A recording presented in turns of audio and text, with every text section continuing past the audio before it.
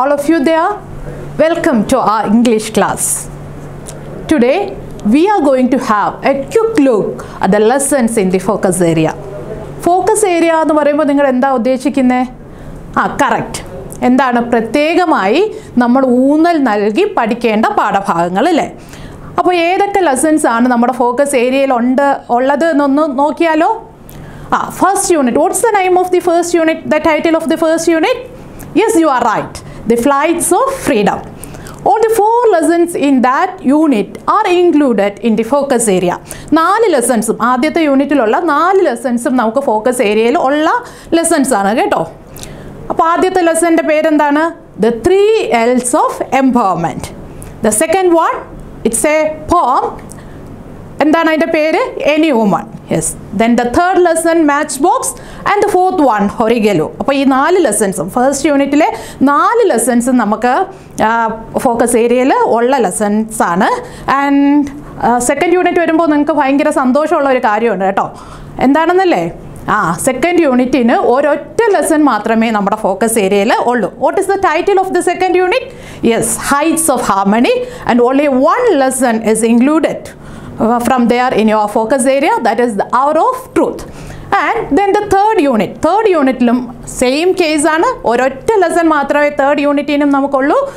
അതായത് the challenges of life എന്ന് പറയുന്ന തേർഡ് യൂണിറ്റിന് ഒരു ലെസൺ, അതായത് എ 3-wheel revolution എന്ന് പറയുന്ന ഒരു ഇൻ്റർവ്യൂ മാത്രമേ നമുക്ക് പഠിക്കാനുള്ളൂ. And the fourth one, that is Leave and Let Live. From there also we have only one lesson, that is Rise. Rise എന്ന് പറയുന്ന ഒരു കവിത മാത്രമേ നമുക്ക് അവിടെ നിന്ന് പഠിക്കാനുള്ളൂ. ആൻഡ് ഫിഫ്ത്ത് യൂണിറ്റിന് ഒരു ലെസൺസും ഇല്ല നിങ്ങൾക്ക് ഫോക്കസ് ഏരിയയിൽ. അപ്പോൾ ഈ ഫോക്കസ് ഏരിയന് ഔട്ട്സൈഡ് ഓഫ് ദ ഫോക്കസ് ഏരിയനും ക്വസ്റ്റ്യൻസ് ഉണ്ടാവാം, പക്ഷേ അധികം ക്വസ്റ്റ്യൻസും നിങ്ങൾക്ക് ഫോക്കസ് ഏരിയനായിരിക്കും ഉണ്ടാവുക. അപ്പോൾ ഇത് മനസ്സിലായല്ലോ ഫോക്കസ് ഏരിയ. അപ്പോൾ പ്രത്യേകമായിട്ട് ശ്രദ്ധിച്ച് പഠിക്കേണ്ട ലെസൺസ് ആണ് ഈ ഫോക്കസ് ഏരിയയിലെ ലെസൺസ്. ആകെ കൂടെ നമുക്ക് 7 ലെസൺസ് ആണ് ഫോക്കസ് ഏരിയയിൽ ഉള്ളത്. ഏതൊക്കെ ഒന്നുകൂടി ഒന്ന് നമുക്ക് പറഞ്ഞു നോക്കാം. ഏതൊക്കെയാണ് ആ lessons? The 3 L's of Empowerment, then Any Woman, then the third one, the Matchbox, and the fourth one, Horigelu, then fifth, the Hour of Truth, and 6th lesson, that is an interview, that a 3-wheel revolution, and the last one, Rise. Okay, അപ്പോൾ നമുക്ക് ആദ്യത്തെ ലെസണിലൂടെ ഒന്ന് കടന്നു പോകാം. Okay? The first lesson is titled as The 3 L's of Empowerment. അതാണ് അതിൻ്റെ title അല്ലേ? It's a speech written by Christine Lagarde. Christine ലഗാർഡിൻ്റെ ഒരു സ്പീച്ചാണ് നിങ്ങളുടെ ആദ്യത്തെ ലെസൺ. അവിടെ എന്താ ക്രിസ്റ്റ്യൻ ലഗാർഡ് പറയുന്നത്?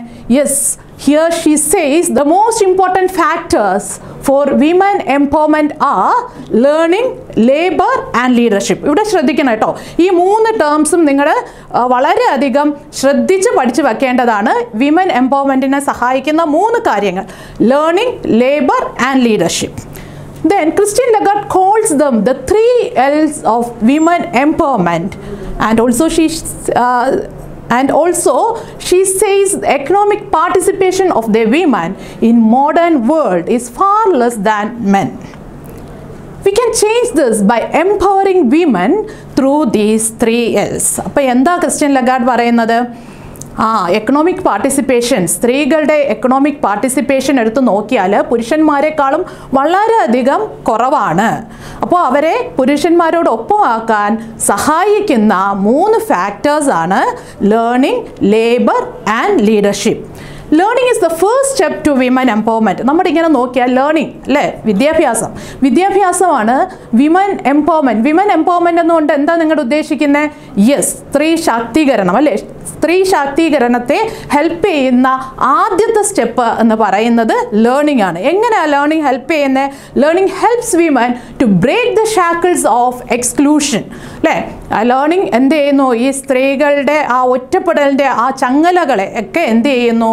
അത് മാറ്റിക്കളയുന്നു. And it gives them confidence to face the problems of life. ജീവിതത്തിൻ്റെ പ്രോബ്ലംസ് ഫേസ് ചെയ്യാനായിട്ട് സ്ത്രീകൾക്ക് വിദ്യാഭ്യാസം ശക്തി നൽകുന്നു. And there is an African adage in your text book. Do you remember that?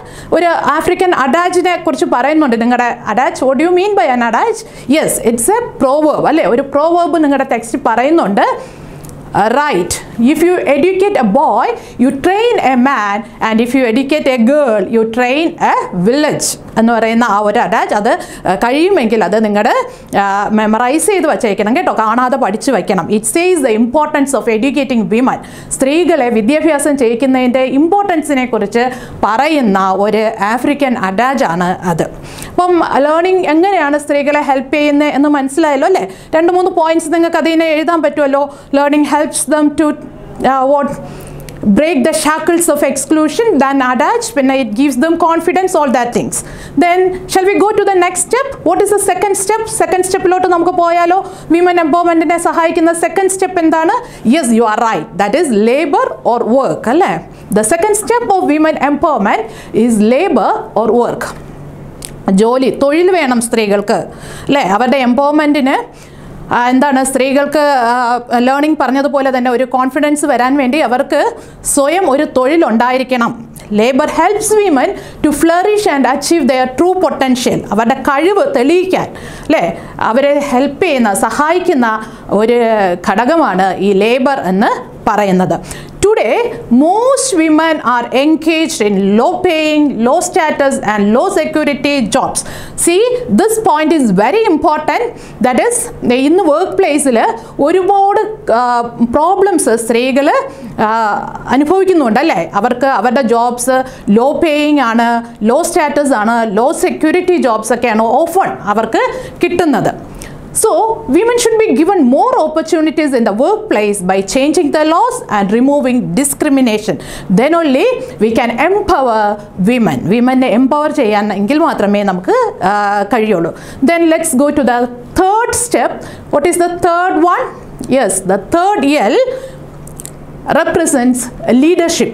അല്ലേ? ഈ തേർഡ് എൽ എന്ന് പറയുന്നത് ഏതാണ്? ലീഡർഷിപ്പ്, നേതൃത്വം.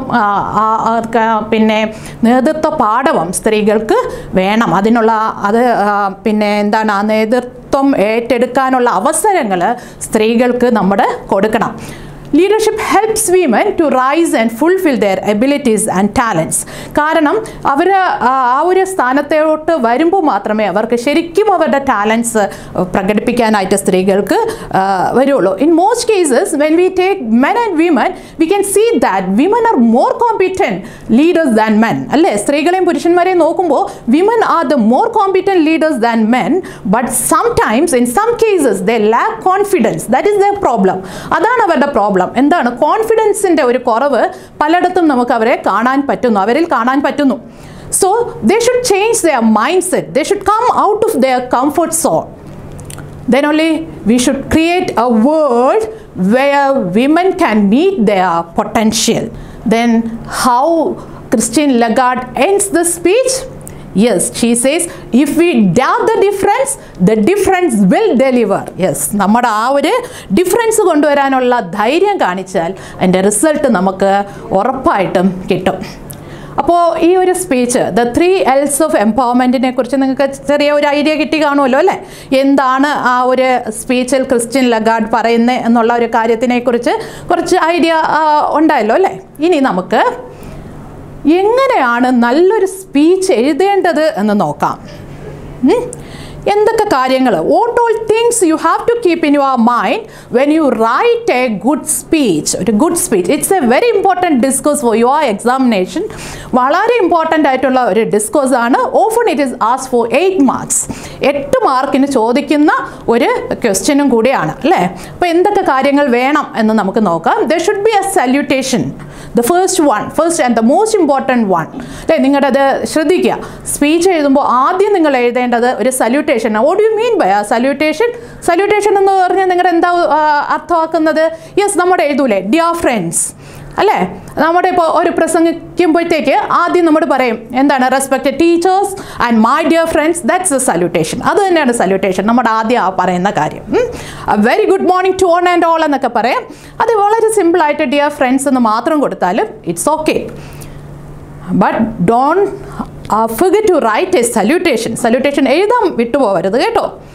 Then the second one, the paragraph, introductory paragraph. When you write a speechൻ്റെ ആ സ്ക്രിപ്റ്റ് എഴുതുമ്പോൾ ഒരു introduction, there should be an introduction. ഒരു ഇൻട്രൊഡക്ഷൻ വേണം. ഇൻട്രൊഡക്ഷനിൽ എന്തൊക്കെ കാര്യങ്ങൾ നമ്മൾ ആഡ് ചെയ്യും? your topic, what you are going to speak, എന്താണ് നിങ്ങൾ സംസാരിക്കാൻ പോകുന്നത് അത് അവിടെ ക്ലിയർ ആയിട്ട് നമ്മൾ പറയണം.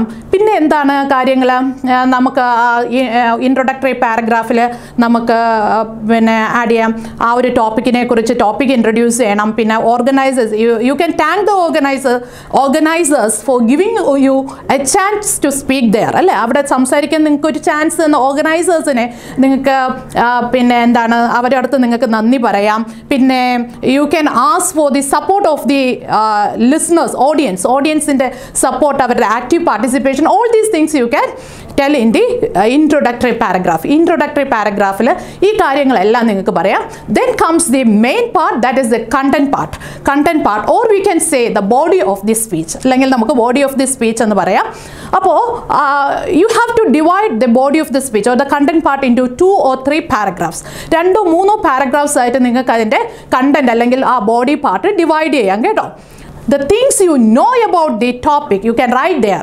എന്തൊക്കെ കാര്യങ്ങളാണ് നിങ്ങൾക്ക് ആ ഒരു ടോപ്പിക്കിനെ കുറിച്ച് നിങ്ങൾക്ക് അറിയാവുന്ന ആ കാര്യങ്ങളെല്ലാം നിങ്ങൾക്ക് ആ കണ്ടന്റ് പാർട്ടിൽ എഴുതാം. ഫോർ എക്സാമ്പിൾ, വിമൻ എംപവർമെൻറ്റിനെ കുറിച്ചാണ് ഒരു സ്പീച്ച് എഴുതാൻ ചോദിച്ചാൽ you know all these things, right? That is the 3 L's and all. ഈ 3 L'സിനെ the first L indicates എന്തിനാണ് പറയുന്നത്, second L and third L, ഈ കാര്യങ്ങളെല്ലാം നിങ്ങൾക്കറിയാം. അതൊക്കെ divide it into different paragraphs, that is into 2 or 3 paragraphs. അങ്ങനെ 2 3 പാരഗ്രാഫിൽ you can write the content part നിങ്ങൾക്ക് എഴുതാം. And the last, what is the last paragraph? Yes, you know, that is the conclusion ആണ് അല്ലേ last വരുന്നത്. അപ്പോൾ conclusion നമ്മുടെ എന്ത് എഴുതും, you can summarize what you have already told. നിങ്ങൾ എന്താണ് പറഞ്ഞത് അതിനെ ഒന്ന് സമ്മറൈസ് ചെയ്ത് വെച്ചാൽ തന്നെ കൺക്ലൂഷൻ ആയി. പിന്നെ അവിടെയും നിങ്ങൾക്ക് വേണമെങ്കിൽ നിങ്ങൾക്ക് താങ്ക്സ് പറയാം, ഓഡിയൻസിൻ്റെ അടുത്തൊക്കെ താങ്ക്സ് പറയാം. അങ്ങനെ പറഞ്ഞുകൊണ്ട് നിങ്ങൾക്ക് അത് പിന്നെ ആ ഒരു സ്പീച്ച് അവസാനിപ്പിക്കാം. So here I'm going to give you an worksheet of speech. ഒരു സ്പീച്ചിൻ്റെ ഒരു വർക്ക്ഷീറ്റ് നിങ്ങൾക്ക് തരാണ്. അത് വർക്ക്ഷീറ്റ് എന്ന് പറയുമ്പോൾ നമുക്ക് പിന്നെ എഴുതാൻ ബുദ്ധിമുട്ടുള്ള കുട്ടികളെ ഒന്ന് ഹെൽപ്പ് ചെയ്യാൻ വേണ്ടിയിട്ട് കോമൺ ആയിട്ടുള്ള കുറേ സെൻറ്റൻസസ് ഇവിടെ പ്രൊവൈഡ് ചെയ്യുകയാണ് കേട്ടോ. അതിന് ഇതേ സെൻറ്റൻസസ് തന്നെ നിങ്ങൾ നോക്കി ഈ സെൻറ്റൻസസ് തന്നെ പഠിച്ചു വെച്ച് എഴുതണം എന്നല്ല അതിൻ്റെ അർത്ഥം. പിന്നെ നിങ്ങളുടെ ഹെൽപ്പ് ചെയ്യാൻ വേണ്ടി കോമൺ ആയിട്ട് എഴുതാൻ പറ്റുന്ന കുറച്ച് സെൻറ്റൻസസ് ഇവിടെ തരികയാണ്. Shall we see that? Yes, see here. Dear friends, that's the salutation, and I'm here to speak about the topic, and ഒരു dash ഉണ്ട് അവിടെ ഇട്ടേക്കുന്നത്. You have to write the topic there. അവിടെ topic എഴുതണം. Then I'm very happy that I got a chance to speak to you. First of all, I thank the organizers for giving me a chance. I have a lot of ideas about this topic. You can agree or disagree with my views. Please listen carefully to my words. All the sentences, അല്ല എല്ലാ സെൻറ്റൻസസും common ആയിട്ട് എഴുതിയിരിക്കുകയാണ്. കാരണം നമുക്കിവിടെ topic അറിയില്ല, ഇതൊരു worksheet ആണ്. Then dash ഇട്ടിരിക്കുന്നിടത്ത് you have to write the content part. എന്താണോ ടോപ്പിക് അതിനെക്കുറിച്ച് എഴുതുക. And the last, that is the conclusion part, is also given there. I think you have understood what I speak. It's time to conclude my speech. Thank you for listening me patiently. We can hope for a better tomorrow. We wish you all a great day. Thank you. അങ്ങനെ പറഞ്ഞുകൊണ്ട് നിർത്തിയിരിക്കുകയാണ് worksheet. Okay, അപ്പോൾ speech എങ്ങനെ എഴുതണം എന്ന ഒരു idea നിങ്ങൾക്ക് കിട്ടിക്കാണും എന്ന് വിചാരിക്കുന്നു. Shall we move on to the next lesson, the second one? Yes. What's the title of the second lesson? Any Woman. It's a poem. You know, it's a poem written by Catherine Tynan.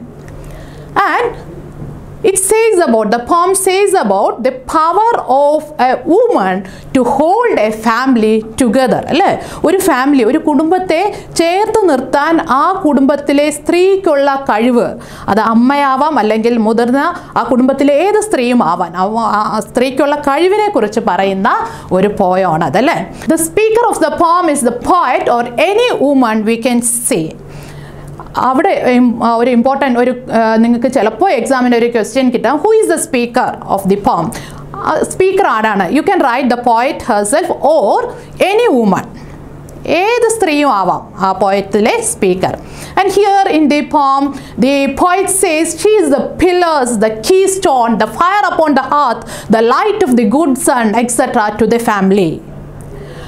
And she also says she is the house from floor to roof, and she is a wall against all dangers. Thus, the poem says the pivotal, the important role of a woman in a family. അല്ലേ? അപ്പോൾ എന്താണ് ആ കവിതയിൽ പറയുന്നത്? ആ സ്ത്രീയുടെ importance ഒരു ഫാമിലിയിൽ ഒരു അമ്മയ്ക്കുള്ള ഒരു സ്ത്രീക്കുള്ള ഇമ്പോർട്ടൻസ് ആണ് അവിടെ പറയുന്നുണ്ട്. എന്താണ്? I am the pillars, I am the keystone, I am the heart, I am the light of the good sun എന്നൊക്കെ പറയുന്നുണ്ട് അല്ലേ? അതുപോലെ നിങ്ങൾ ശ്രദ്ധിക്കേണ്ട വേറൊരു കാര്യം, the last stanza of the poem is very very important. Last stanza വളരെ important ആണ്. There the poet praised Jesus Christ not to take her life until her children grown up. കുട്ടികൾ വളർന്ന് വലുതാവുന്നവരെ എന്നെ തിരികെ വിളിക്കരുത് എന്ന് പറഞ്ഞ് ഒരു പ്രാർത്ഥനയോട് കൂടിയാണ് ഈ poem, ഈ കവിത എൻഡ് ചെയ്യുന്നത് അല്ലേ? There we can see the mother as the epitome of love and sacrifice അല്ലേ? ആ അമ്മയുടെ സ്നേഹം നമുക്ക് ആ ലൈൻസിൽ നിന്ന് തന്നെ മനസ്സിലാക്കാം. പിന്നെ ഇവിടെ നോക്കൂ, ഈ ഒരു കവിതയിൽ almost all lines we can see figure of speech is used. ഒരു പെർട്ടിക്കുലർ ഫിഗർ ഓഫ് സ്പീച്ച് ഏതാണ്ട് എല്ലാ ലൈൻസിലും വരുന്നതായിട്ട് കാണാം. ഐ എം ദി പില്ലേഴ്സ് ഒരു കമ്പാരിസൺ ആണ്, പക്ഷേ ഞാൻ അതുപോലെ എന്നല്ല പറയുന്നത്, ഞാൻ അതാണ് എന്ന് തീർത്ത് പറഞ്ഞിരിക്കുന്നു അല്ലേ? I am the pillars, I am the keystone, I am the heart, I am the heart, I am the light of the good sun. ഇങ്ങനെ എല്ലാം ഇങ്ങനെ തീർത്ത് ഞാൻ ഇതാണ് എന്ന് പറഞ്ഞിരിക്കുന്നുണ്ട്. There comes the figure of speech metaphor. Metaphor എന്ന figure of speech ആണ് അവിടെ എല്ലാം യൂസ് ചെയ്തേക്കുന്നത്. And second one, a particular part is repeating in all the lines. ഒരു പെർട്ടിക്കുലർ പാർട്ട് റിപ്പീറ്റ് ചെയ്യുന്നുണ്ട് എല്ലാ ലൈനിൽ. ഐ ആം എന്ന് പറയുന്ന ആ പാർട്ട് റിപ്പീറ്റ് ചെയ്ത് വരുന്നുണ്ട്. there also comes another figure of speech, that is anaphora. anaphora എന്ന് പറയുന്ന വേറൊരു ഫിഗർ ഓഫ് സ്പീച്ച് കൂടി അവിടെ വരുന്നുണ്ട്. Do you get a clear picture of the poem? ഒന്ന് കിട്ടിയോ? ഒരു ക്ലിയർ പിക്ചർ കിട്ടിയോ? ഓക്കെ. അപ്പോൾ എനി വുമൺ എന്ന പോം നിങ്ങൾക്ക് നന്നായിട്ട് മനസ്സിലായിട്ടുണ്ടാവുമല്ലോ അല്ലേ? നമുക്കിനി വേറൊരു ഡിസ്കോഴ്സിലോട്ട് പോയാലോ? Comparative study of two poems. രണ്ട് പോയംസ് തമ്മിൽ കമ്പയർ ചെയ്ത് എങ്ങനെ ക്രിട്ടിക്കൽ അപ്രീസിയേഷൻ എഴുതാം എന്ന് നോക്കാം. അപ്പോൾ ഇത് ക്വസ്റ്റ്യൻ പേപ്പറിൽ എങ്ങനെയാണ് വരിക എന്ന് വെച്ചാൽ, ഒരു അൺസീൻ പോയം, നിങ്ങളുടെ ടെക്സ്റ്റിൽ നിങ്ങൾ പഠിച്ചിട്ടില്ലാത്ത ഒരു പോയം നിങ്ങൾക്ക് അവിടെ തന്നേക്കും. പക്ഷേ ആ പോയം നിങ്ങൾ പഠിച്ച ഒരു പോയത്തിൻ്റെ തീമിലുള്ള ഒരു പോയമായിരിക്കും. അതായത് ഒരു സിമിലാരിറ്റി ഉണ്ടായിരിക്കും, തീമിൽ സിമിലാരിറ്റി ഉണ്ടായിരിക്കും. എന്നിട്ട് ഈ രണ്ട് പോയംസും തമ്മിൽ കമ്പയർ ചെയ്തുകൊണ്ട് നിങ്ങളടുത്ത് ഒരു അപ്രീസിയേഷൻ, ഒരു ക്രിട്ടിക്കൽ അപ്രീസിയേഷൻ എഴുതാൻ പറയും. അങ്ങനെ എഴുതാൻ പറയുമ്പോഴത്തേക്ക് എന്തൊക്കെ കാര്യങ്ങളാണ്, what are the things we have to keep in our mind when we write a comparative study of poems അല്ലേ? നമ്മുടെ കമ്പാരിറ്റീവ് സ്റ്റഡി എഴുതുമ്പോഴത്തേക്ക് എന്തൊക്കെ കാര്യങ്ങളാണ് നമ്മൾ ഓർക്കേണ്ടത്? The first you know the introduction അല്ലേ? ഫസ്റ്റ് പാരഗ്രാഫിൽ you have to write the names of the poems, poets and the themes of the poems. അപ്പോൾ ഈ രണ്ട് പോയത്തിൻ്റെയും പേര്, പോയറ്റ്സിൻ്റെ പേര്, പിന്നെ എന്താണ് തീമും ഒക്കെ നിങ്ങളുടെ ആദ്യത്തെ പാരഗ്രാഫിൽ എഴുതുക. പിന്നെ നിങ്ങൾക്ക് വേറെ എന്തെങ്കിലും കാര്യങ്ങൾ എഴുതണമെങ്കിൽ, പോയത്തിനെ കുറിച്ച് തോന്നിയ എന്തെങ്കിലും കാര്യം എഴുതണമെങ്കിൽ അതും നിങ്ങൾക്ക് ആവാം കേട്ടോ. ആൻഡ് സെക്കൻഡ് പാരഗ്രാഫ്, രണ്ടാമത്തെ പാരഗ്രാഫിൽ you have to write the summaries of the two poems. ഈ രണ്ട് പോംസിൻ്റെയും സമ്മറീസ് നിങ്ങളുടെ വളരെ ചുരുക്കി എഴുതുക. ദ പോം എ പ്ലസ് പോം ബി എന്ന് നമ്മൾ പറയും. അതായത് നിങ്ങളുടെ പഠിച്ച പോയം എ എന്ന് നമ്മുടെ കൊണ്ട് ഉദ്ദേശിക്കുന്നത് നിങ്ങളുടെ പഠിച്ച പോയമാണ്. പോം ബി എന്ന് പറയുന്നത് അൺസീനായിട്ട് അവിടെ തന്നിട്ടുള്ള കവിതയാണ്. അപ്പോൾ ഇതിൻ്റെ രണ്ടിൻ്റെ സമ്മറീസ് ഒന്ന് എഴുതുക. Then the third paragraph you have to write the poetic craft of these two poems. ഈ രണ്ട് കവിതകളുടെയും പോയറ്റിക് ക്രാഫ്റ്റ് എഴുതാം. പോയറ്റിക് ക്രാഫ്റ്റ് എന്നുകൊണ്ട് എന്താ ഉദ്ദേശിക്കുന്നത്? Yes, you have to write the figures of speech used in the poems. ഈ രണ്ട് കവിതകളിലും use ചെയ്തേക്കുന്ന എന്താ ഫിഗേഴ്സ് ഓഫ് സ്പീച്ച്, അതേപോലെ തന്നെ the language, whether the language is difficult or simple, എങ്ങനെയാണുള്ള ലാംഗ്വേജ് ആണ് യൂസ് ചെയ്തേക്കുന്നത്. Then the images used by the poet use ചെയ്ത ഇമേജസ്, അതിനെയൊക്കെ കുറിച്ചിട്ട് നിങ്ങൾ എന്ത് ചെയ്യുക, അവിടെ എഴുതുക. Okay. And the last paragraph, the conclusion അല്ലേ? ആ കൺക്ലൂഡിങ് പാരഗ്രാഫിൽ നിങ്ങളുടെ your own opinion about the poem, നിങ്ങൾക്ക് എന്താണ് ആ പോയറ്റിനെ കുറിച്ച് നിങ്ങളുടെ ഒപ്പീനിയനാണ് അവിടെ എഴുതേണ്ടത്, ലാസ്റ്റ് പാരഗ്രാഫിൽ എഴുതേണ്ടത്. ഓക്കെ. അപ്പോൾ മനസ്സിലായല്ലോ എങ്ങനെയാണ് നമ്മുടെ ഒരു കമ്പാരിറ്റീവ് സ്റ്റഡി നടത്തുക എന്ന് നമുക്ക് മനസ്സിലായല്ലോ. ഇനി ഒരു വർക്ക്ഷീറ്റാണ് തരുന്നത് കേട്ടോ. ഇവിടെയും പറയാണ് വർക്ക്ഷീറ്റ് പിന്നെ എഴുതാൻ പ്രയാസമുള്ള ആൾക്കാർക്ക് വേണ്ടി മാത്രമുള്ളതാണ്. അത് കുറച്ച് സെൻറ്റൻസസ് തന്നിരിക്കുകയാണ്, അതൊന്ന് നോക്കൂ.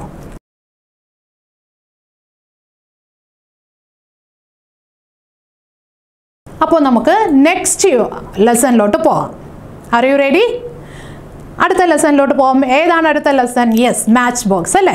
മാച്ച് ബോക്സ് എനിക്കറിയാം നിങ്ങൾക്ക് നല്ല ഓർമ്മയുണ്ടാവും. ആ ഒരു സ്റ്റോറി നമ്മൾ ഒരിക്കൽ കേട്ടാൽ നമുക്ക് മറക്കാൻ പറ്റാത്ത ഒരു സ്റ്റോറിയാണ് അല്ലേ, ഒരു ഷോർട്ട് സ്റ്റോറിയാണ്.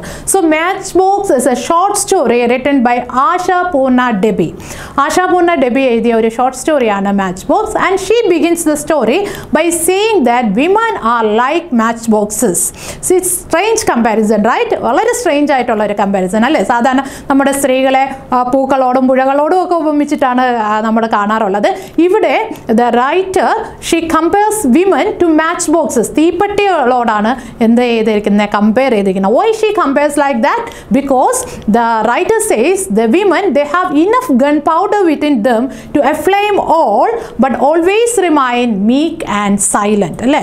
എല്ലാം ചുട്ടരിക്കാനുള്ള പവർ എന്താണ് ഈ സ്ത്രീകൾക്ക് ഉണ്ടെങ്കിലും അവർ എപ്പോഴും മീക്ക് ആൻഡ് സൈലൻ്റ് ആണ്. മാച്ച് ബോക്സിനെ പോലെ വളരെ മീക്ക് ആൻഡ് സൈലൻ്റ് ആണ്. മാച്ച് ബോക്സ് നിങ്ങൾക്കറിയാം, മാച്ച് ബോക്സിലാണെങ്കിൽ അതിൻ്റെ ഗൺ പൗഡർ എന്ന് പറഞ്ഞാൽ അതിന് വളരെയധികം പവർഫുള്ളാണ് അതിൻ്റെ അകത്തുള്ള ഗൺ പൗഡർ അല്ലേ.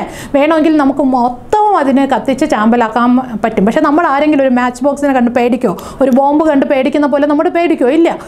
നമുക്കറിയാം അതൊരു ദ്രോഹവും നമുക്ക് ചെയ്യില്ല എന്ന് പറഞ്ഞിട്ട് നമ്മുടെ പോക്കറ്റിലിടും, അല്ലെങ്കിൽ അവിടെ ഇവിടെയൊക്കെ എടുത്തിടും അല്ലേ.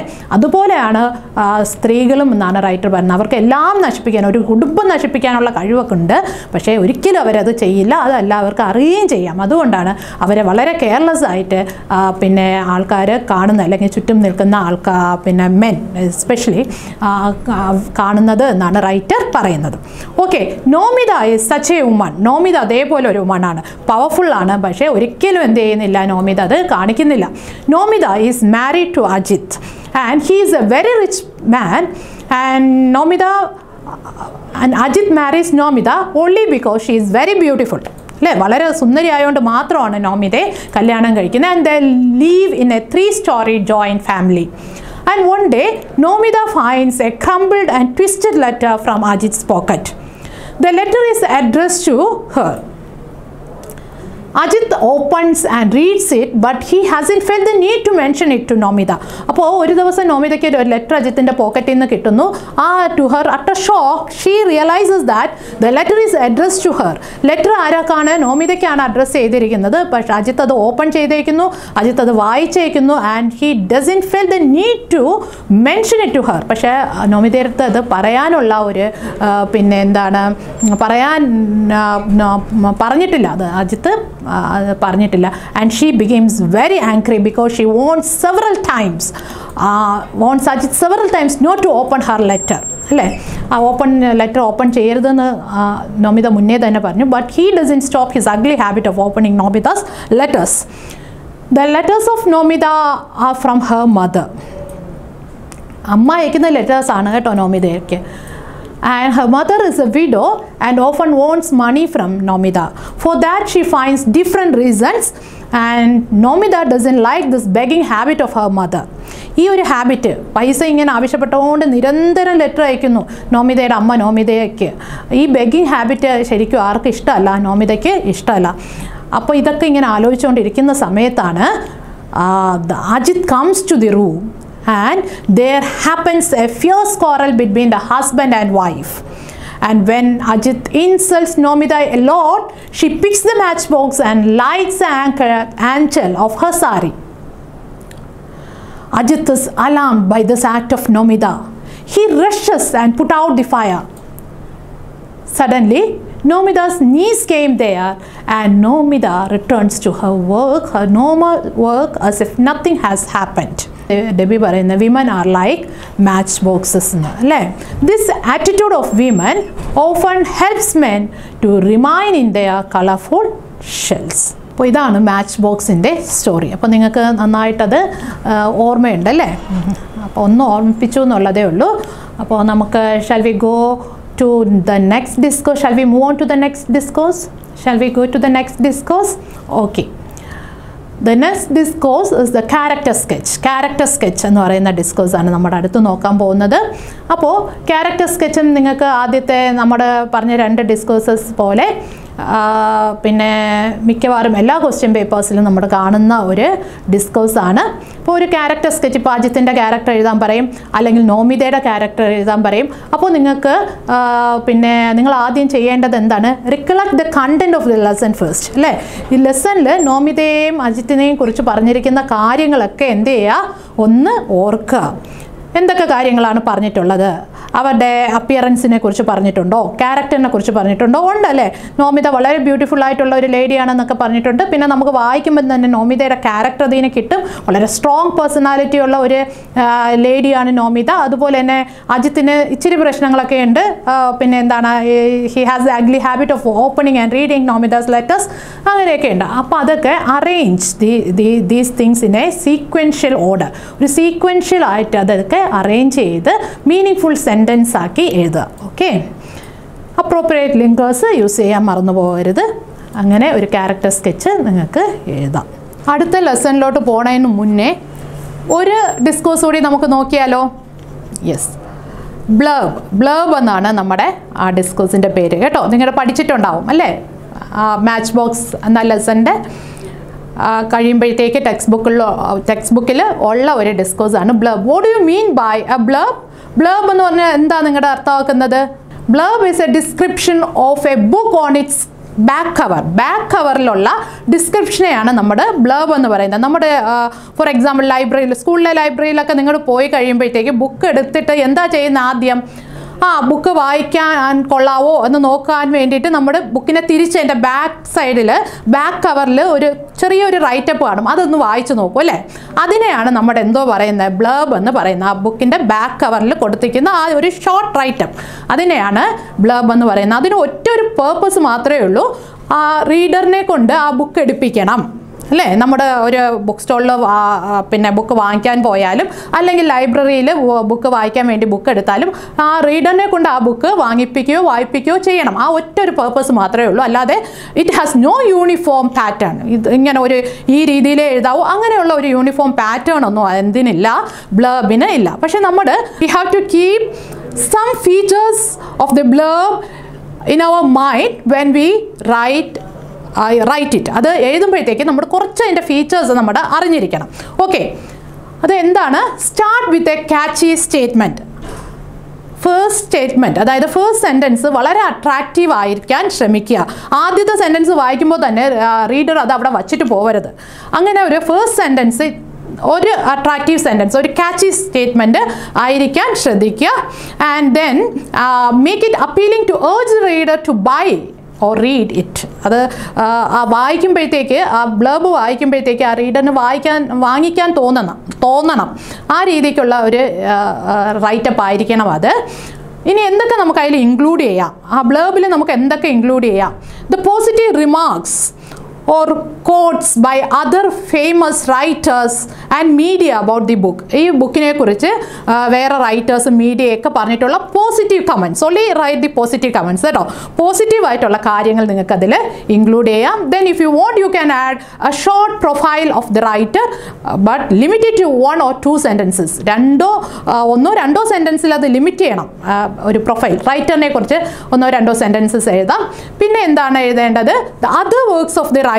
ഈ റൈറ്ററിൻ്റെ തന്നെ വേറെ വർക്ക്സ് ഉണ്ടെങ്കിൽ അത് നിങ്ങൾക്ക് മെൻഷൻ ചെയ്യാം. Then A short and dramatic summary of the book. ഒരു വളരെ ചെറിയ ഒരു സമ്മറി, ബുക്കിൻ്റെ സമ്മറി എഴുതാം. അവിടെയും ഒരു കാര്യം, don't write the climax of the book. ബുക്കിൻ്റെ ക്ലൈമാക്സ് ഒന്നും അവിടെ എഴുതി വയ്ക്കരുത്, പിന്നെ ആരും ബുക്ക് എന്ത് ചെയ്യില്ല, വാങ്ങിക്കില്ല. Okay, then the name of the publishers you can add. പബ്ലിഷേഴ്സിൻ്റെ പേര് നിങ്ങൾക്ക് അവിടെ ആഡ് ചെയ്യാം. And always keep your write up in a very simple language.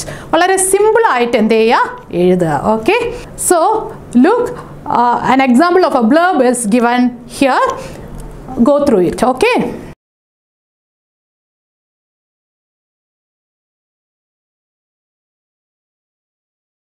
Have you seen the blurb? Okay. Now we can move on to the next lesson, that is the last lesson in the first unit, Horigelu. Horigelu എന്ന് പറയുന്ന last lesson, first യൂണിറ്റിൻ്റെ last ലെസണിലോട്ട് നമുക്ക് പോകാം.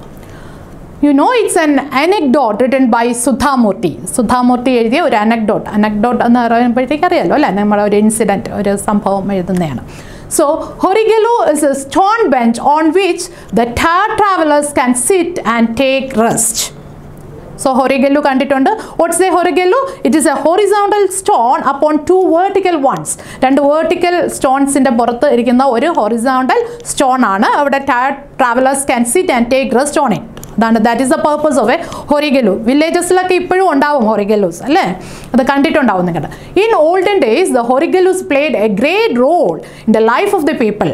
അപ്പോൾ olden days എന്ന് പറയാൻ കാരണം ഇന്നിപ്പോൾ നമ്മുടെ ഇങ്ങനെ വളരെ വലിയ ഡിസ്റ്റൻസ് ഒന്നും നടക്കാറില്ല, നടന്നൊന്നും യാത്ര ചെയ്യാറില്ല. പണ്ട് അങ്ങനെയല്ല, ഈ പിന്നെ വാഹനങ്ങളൊക്കെ വളരെ കുറവായിരുന്ന സമയത്ത് ആൾക്കാർ ഈ തലച്ചുമടായിട്ട് സാധനങ്ങളൊക്കെ എടുത്ത് ഒരുപാട് ഡിസ്റ്റൻസ് നടക്കുമായിരുന്നു.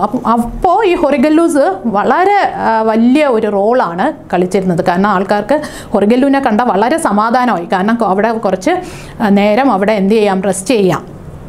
Sudhamurti here says a Horigelu is essential in every journey. She also tells about human Horigelus who make the life journey of the people comfortable. That is the turn. അപ്പോൾ സ്റ്റോൺ ഹൊറിഗല്ലുവിൻ്റെ കാര്യം പറഞ്ഞിട്ട് സുധാമൂർത്തി പറയുന്നുണ്ട്, എല്ലാ യാത്രകളിലും ഒരു ഹൊറിഗല്ലു അത്യാവശ്യമാണ്. Life journey, even in life journey അല്ലേ, ജീവിതമാകുന്ന യാത്രയിലും നമുക്ക് എന്തോന്ന് വേണം, ഹൊറിഗല്ലൂസ് വേണം. ഏത് ഹൊറിഗല്ലൂസ് ആണ് വേണ്ടത്? സ്റ്റോൺ ഹൊറിഗല്ലൂസ് ആണോ വേണ്ടത്? അല്ല, ഹ്യൂമൻ ഹൊറിഗല്ലൂസ് വേണം അല്ലേ. നമ്മുടെ ലൈഫ് കംഫർട്ടബിൾ ആക്കുന്ന കുറേയധികം ആൾക്കാരുണ്ട്, അവർ നമുക്ക് ആവശ്യമാണ്.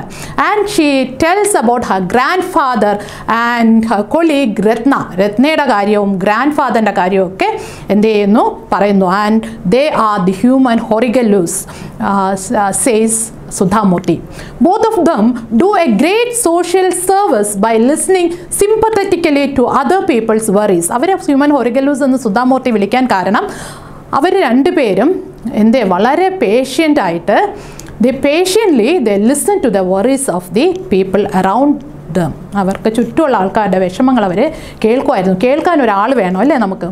യെസ്, അപ്പോൾ ആ ഒരു ഹൊറിഗല്ലുവിൻ്റെ ഹൊറിഗല്ലു എന്ന അനക്ഡോട്ടിൽ സുധാമൂർത്തി പറയുന്ന കാര്യങ്ങൾ, സ്റ്റോൺ ഹൊറിഗല്ലു അതിൽ ഇമ്പോർട്ടൻ്റ് ഇതാണ്, സ്റ്റോൺ ഹൊറിഗല്ലു അതിനെക്കുറിച്ച് അറിയുക. ദെൻ എന്താണ് ഹ്യൂമൻ ഹൊറിഗല്ലൂസ്, രണ്ട് ഹ്യൂമൻ ഹൊറിഗല്ലൂസിനെ കുറിച്ചും പറയുന്നുണ്ട്. Okay, see how beautifully Sudhamurti narrates about her grandfather and her colleague Ratna. അല്ലേ, രത്നയും ഗ്രാൻഡ്ഫാദറിനെയും കുറിച്ച് എത്ര മനോഹരമായിട്ടാണ് നരേറ്റ് ചെയ്തിരിക്കുന്നത്, ബ്യൂട്ടിഫുള്ളായിട്ട് നരേറ്റ് ചെയ്തിരിക്കുന്നു അല്ലേ. അതുപോലെ നമുക്കും നരേറ്റ് ചെയ്യാൻ പഠിക്കണ്ടേ? Yes, another discourse, that is a narrative. How to write a narrative. എങ്ങനെ നമുക്ക് ഒരു നറേറ്റീവ് നല്ല രീതിയിൽ എഴുതാമെന്ന് നമുക്ക് നോക്കാം. നറേറ്റീവ് എന്ന് പറയുമ്പോൾ എന്താണ്? It's A description of an experience. എന്തെങ്കിലും ഒരു എക്സ്പീരിയൻസിൻ്റെയോ അല്ലെങ്കിൽ ഒരു കഥാസന്ദർഭമോ ഒക്കെ നമ്മുടെ വളരെ ബ്യൂട്ടിഫുള്ളായിട്ട് മനോഹരമായിട്ട് പറയുന്നതിനെയാണ് നമ്മുടെ എന്തോന്നെന്ന് പറയുന്നത്, നറേറ്റീവ് എന്ന് പറയുന്നത്. അപ്പോൾ എന്തൊക്കെ കാര്യങ്ങൾ ശ്രദ്ധിക്കണം ഒരു നറേറ്റീവ് എഴുതുമ്പോൾ? എന്തൊക്കെ കാര്യങ്ങളാണ് നമ്മുടെ ശ്രദ്ധിക്കേണ്ടത്? First, remember to give a title to your narrative. നറേറ്റീവിന് ഒരു ടൈറ്റിൽ കൊടുക്കാനായിട്ട് എന്ത് ചെയ്യുക, ശ്രദ്ധിക്കുക, അത് മറന്നു പോകരുത്. Then the introduction part, introduction first paragraphil introduction ആണ് ഫസ്റ്റിൽ ആദ്യം എഴുതുന്നത്. അവിടെ നമ്മൾ എന്ത് ചെയ്യണം, you have to describe the setting, സെറ്റിങ്സിനെ കുറിച്ചൊക്കെ ഡിസ്ക്രൈബ് ചെയ്യണം. And the main characters, introduce the main characters there. Main characters ആരെയൊക്കെ കുറിച്ചാണ് നിങ്ങൾ പറയാൻ പോകുന്ന ആ ക്യാരക്ടേഴ്സിനെയൊക്കെ എന്ത് ചെയ്യുക, ഫസ്റ്റ് പാരഗ്രാഫിൽ ഇൻട്രൊഡ്യൂസ് ചെയ്യുക. And then the main body. Next അടുത്തെന്താണ്, the main body of the narrative, write it in 2 or 3 paragraphs. അത് പാരഗ്രാഫ്സ് ആയിട്ട് ഡിവൈഡ് ചെയ്ത് എഴുതാനായിട്ട് ശ്രമിക്കുക. 2 or 3 പാരഗ്രാഫ്സിൽ അത് എഴുതുക.